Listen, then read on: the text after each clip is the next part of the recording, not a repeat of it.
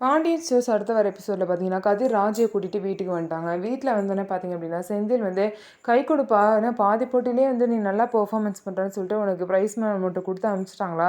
Win பண்ணிட்டியா? கை கொடுப்பா அப்படின்னு சொல்றாங்க. உடனே ராஜி பார்த்தீங்க அப்படின்னா, இல்ல மாமா நான் போட்டியிலேயே கலந்துக்கல அப்படின்னு சொல்லிட்டாங்க.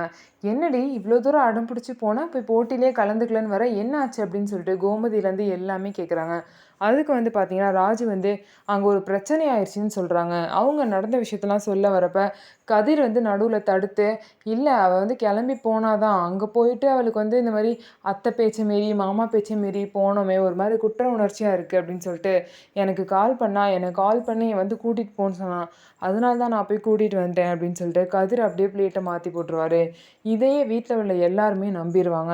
ஸோ இவர் வந்து உண்மைய மறைச்சிட்டாரு. என்னைக்காவது ஒரு நாள் உண்மை தெரிய வந்துச்சு அப்படின்னா, பாவம் ராஜு ரொம்ப கஷ்டப்படுவாங்க. ஸோ இதுக்கப்புறம் என்ன நடக்க போகுது அப்படிங்கிறத நம்ம வெயிட் பண்ணி பார்க்கலாம். ஸோ நம்ம வீடியோ உங்களுக்கு பிடிச்சிருந்தா நம்ம வீடியோவை லைக் பண்ணிக்கோங்க.